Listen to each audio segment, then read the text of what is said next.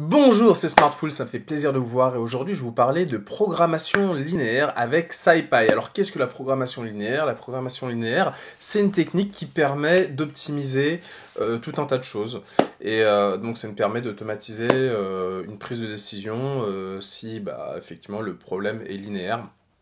Donc voilà, ça fait des calculs à notre place qui peuvent être plus ou moins complexes. Et dans de nombreux cas, dans de nombreuses industries, on devrait l'utiliser plus. Des fois, on l'utilise pas. Il y a des décisions qui se prennent alors que mathématiquement, il y a une solution qui serait évidente. Et avec ma technique, qui est la technique de programmation linéaire, vous allez voir comment mettre en œuvre de la programmation linéaire très facilement pour pouvoir prendre des décisions qui sont optimales d'un point de vue mathématique. Alors, on va se prendre un cas d'usage. On va se mettre en situation, vous êtes à la tête d'une cimenterie. Alors, le ciment, comment ça fonctionne? Parce que, vu qu'on est à la tête d'une cimenterie, il faut savoir comment fonctionne le ciment.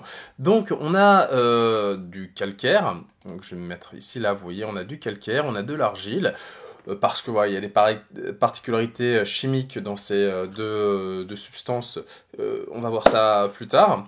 Et donc voilà, il y a des carrières où ils prennent de l'argile, du calcaire, et ils vont le broyer dans un mélange. Et nous, on va acheter ça. Nous, on va pas, on est une cimenterie, on fait pas du minage, on prend pas de l'argile, du calcaire, on va pas non plus le broyer. On achète ce mélange qui est en fait une poudre, qui est un mélange d'argile et de calcaire. Et donc voilà, on en est là, donc nous on achète ça. Et par contre, ce qu'on a, c'est un four. Et en fait, le four, il va chauffer à plus de 2000 degrés pendant à peu près 30 minutes notre mélange. Et ça va le transformer en clinker. Alors, qu'est-ce qui se passe chimiquement? C'est aussi l'opportunité de vous expliquer et d'apprendre des choses. Chimiquement, donc le calcaire, il a du calcium, de l'oxygène et du carbone. Et l'argile a de l'alumine et du silicium. Et ce qui se passe, c'est que à haute température, le CO2 qui est donc du carbone et de l'oxygène du calcaire vont partir, ils vont s'évaporer. Et il va y avoir des réactions chimiques entre le calcium, l'oxygène et les différents composés de l'argile. Et donc ça va faire donc du clinker, on revient là, qui est composé de ces composés-là et donc qui va avoir des caractéristiques mécaniques qui vont permettre une certaine solidité et donc de l'utiliser pour du mortier, pour faire du ciment qui va être utilisé pour faire du mortier ou du béton. Je vous invite, et je mettrai ça en description, à regarder des reportages là-dessus, c'est super intéressant. Et mettons que si vous aimez par exemple l'écologie, il y a énormément d'enjeux écologiques. Vous voyez ici, il y a du CO2 qui part, et donc il y a des techniques chimiques, il y a des gens qui essaient de faire du ciment, qui est un peu moins polluant, qui essaient de trouver des techniques. Donc c'est passionnant, c'est très intéressant. Je pense qu'il y a énormément d'innovations à apporter là-dedans. Et en même temps, on a besoin de construire des maisons. On ne va pas arrêter. Les croissances, c'est facile à dire, mais on ne va pas arrêter de construire des maisons, des immeubles. Et donc, il faut innover. Et donc, c'est aussi l'opportunité de découvrir cette vidéo, de découvrir un nouveau truc. Et je vous invite à regarder.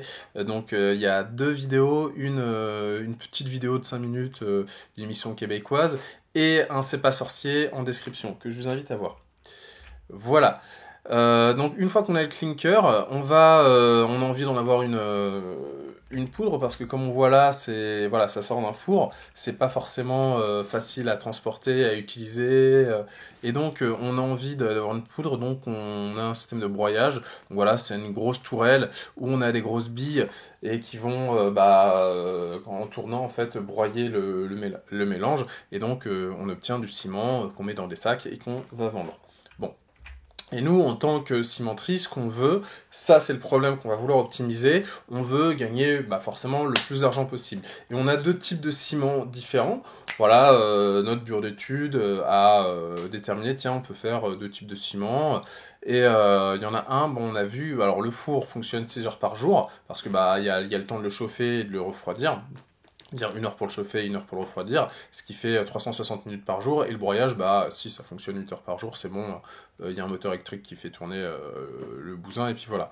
On a un ciment 2 qui est un ciment de haute qualité, qu'on va pouvoir vendre à 180 € la tonne, et on a un autre, alors j'ai regardé à peu près les prix, je crois on est à peu près autour de ça, parce que c'est vrai qu'au début je me suis dit, tiens, une tonne, 180, c'est pas beaucoup, mais a priori si c'est les prix.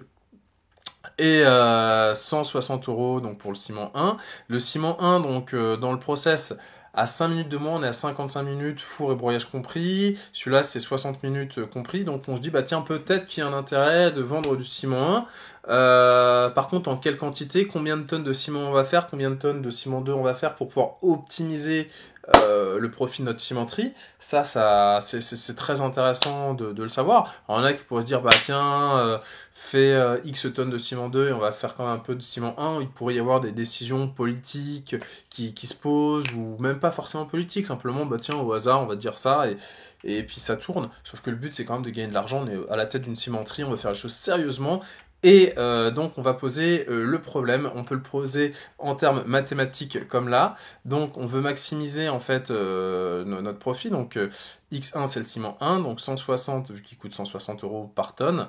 Et donc ça, X1 X2 c'est les quantités par tonne, d'accord. Donc 160 plus fois x1 plus 180 fois x2. On sait que par tonne c'est 35 minutes au four par tonne. Hein. Donc en fait, si on met 2 tonnes dans le four, ce sera 2 fois plus. Ça à comprendre. Donc on a 35 fois x1 plus 30 fois x2 qui doit être inférieur à 360. On a 20 fois x1 plus 30 fois x2 qui est inférieur à 480. Donc ça, c'est l'opération de broyage dans la journée. Et bien évidemment, on sait que les quantités x1 et x2 sont supérieures ou égales à 0. Donc voilà, parce que le broyage aussi, voilà, hein, ça prend pas le même temps de broyer 2 tonnes que de broyer 1 tonne. Bon. Ça, c'est la façon de poser le problème mathématique. Par contre, bah voilà, faut faire les calculs. Alors là, on pourrait se dire que c'est relativement simple, mais ça, c'est pour l'exemple, bien évidemment. Je n'avais pas non plus prendre un exemple extrêmement compliqué, sinon ça aurait été un peu plus long à expliciter. Et dans des cas plus complexes, il faut un outil mathématique pour le faire. Et même dans ce cas-là, hein, si on n'est pas forcément fort en équation, en une équation, ça peut être quand même pratique de le faire, de l'automatiser. Et pour ça, on a un outil qui s'appelle SciPy. Donc ça, voilà, et qui a une bibliothèque d'optimisation et on peut faire de la programmation linéaire. Et c'est ce qu'on va faire. Donc vous aurez aussi la documentation en description. Et donc, dans le premier temps, on va prendre NumPy, bien évidemment, et on va prendre donc de SciPy du paquet Optimize, on va prendre le paquet linprog. Donc déjà, on va faire ça. Voilà, et là on va définir les contraintes. Donc on a notre fonction économique. Alors en fait, de base, comme on le voit dans la doc, en fait ça minimise. Et donc il va falloir faire moins notre fonction économique ici, donc c'est np_array. Donc et pour x1 et x2, on va faire moins, d'accord? Donc là, si on revient ici, vous voyez qu'on a 160, donc là on va faire moins 160 et moins 180 pour x1 et x2. Voilà. Et ici, on a A qui va être notre matrice de contraintes.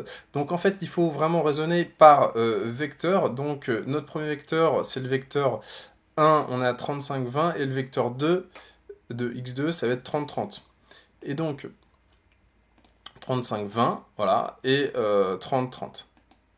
Voilà. Bon, c'est pas exactement clair, je l'entends, mais faut voir ça comme ça. C'est que là, on a la première colonne qui correspond à x1, et là, on a la... Ah non, attendez. Le mieux, c'est de le faire comme ça. Parce que là, comme ça, vous n'allez pas forcément comprendre. Voilà. Là, vous comprenez que... Tac, tac, tac, tac, tac, et puis ça, je le mets à la ligne. Donc ici on a le vecteur de x1 et le vecteur de x2, enfin des contraintes de x2. Très bien. Donc là on a 35, 20 et 30, 30. Boum, 35, 20, 30, 30. Donc ça c'est notre matrice A. Et là c'est notre matrice des résultats de la contrainte. Donc B, on a 360 et 80. Tac. Donc parce que 35, 30... Donc 35-30, ça doit être en dessous de 360, et 20-30, ça doit être en dessous de 480. Donc là, c'est bien ce qu'on a. Et comme on a dit, on a des limites pour x1 et x2 qu'on va déterminer ici. Voilà, donc ça peut aller à l'infini. Bon, ça n'ira pas à l'infini, bien évidemment, mais en tout cas, la limite basse, c'est 0. Voilà, donc ici, on met nos limites. Donc là, on a défini nos contraintes. Donc, maintenant qu'on a défini nos contraintes, on va utiliser linprog. Vous allez voir, c'est assez simple. Donc ici, on définit... Alors là, j'ai déjà le résultat, mais bon, regardez pas ça. Ici, on a le résultat. C'est vrai qu'en soi, j'aurais dû faire ça en bas, mais bon, peu importe. Donc, on a linprog. Donc, on met notre fonction économique, hein, ici, et après, on va faire A pour upper bound. C'est-à-dire que, en fait, A ne fait que n'a que cette configuration. Donc, si par exemple dans vos contraintes, on aurait ça qui devrait être supérieur à 360 par exemple, on peut avoir des cas, bah pareil, il faut faire comme pour la maximisation, on utilise moins, d'accord? Bon, là, on n'est pas dans ce cas-là, donc on n'a pas eu besoin de faire moins 35 et moins 30, voilà. Donc on a A upper bound, qui est égal à A, donc ça c'est tac, et on a B upper bound, qui est égal à B. Donc là, on définit notre A et notre B, et ici on définit nos bounds, voilà, avec ciment 1, parce que c'est le x1 et ciment 2 parce que c'est relatif à x2. Très bien. Et là, je prends les quantités du ciment qui sont dans x. Et le résultat, en fait, donc là, on a le résultat de linprog arrive dans rest. Et vu qu'on a maximisé, il faudra multiplier par -1. Et en fait, le résultat en fait, de l'optimisation, le profit maximal, on l'aura dans un rest fun. D'accord? Et donc, comme j'ai dit, il va falloir l'utiliser dans ça. Je pense que je vais vous montrer... Attendez, ça, je vais mettre ça en dessous. Tac. Ça, faut pas voir ça. Tac. Ici, je vais mettre reste parce que là, ça reste... Voilà ce qu'on obtient avec reste. Là, ça restait un peu abstrait, donc autant que je vous explique concrètement. Donc voilà, on a tout un tas de résultats. Donc on a fun, mais on voit le résultat est négatif. C'est normal, parce qu'on a fait un moins et on voulait... En fait, ça minimise. Et donc, en fait, il va falloir multiplier par moins pour voir le maximum. Et les quantités qu'on veut utiliser vont être ici dans x. Voilà. Donc là, on aura pour x1 et là, on aura pour x2. On va utiliser bien évidemment dans les résultats. Donc, on va mettre en œuvre les résultats de façon plus lisible. Donc, c'est pour ça qu'on utilise round. Et ici, on utilise 2 digits pour avoir des chiffres plus concrets. Donc, le x, je l'utilise là dans ciment. Et voilà, le premier résultat, je le mets là-dedans. On voit que ça, c'est 10 puissance moins 9, donc c'est 0,0000, donc en soi ça correspond à 0, et ça va être 12. Et là, donc on va voir les résultats de façon un peu plus intelligible ici. Donc on voit que par journée, on aura de façon optimale 2160 euros, et qu'il faudra faire 12 tonnes de ciment 2, donc il ne faudra pas faire de ciment 1. Voilà.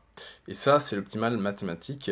Et pour ça, hein, il faut simplement que, grosso modo, cette ligne de code. Ce qui est assez simple. Il faut aussi définir le problème mathématique là-dedans, ce qui n'est pas forcément simple. Il faut aussi, surtout, c'est gros du travail, poser la problématique de façon mathématique. Mais le calcul, bah, il se fait automatiquement. Et ça, c'est plutôt génial.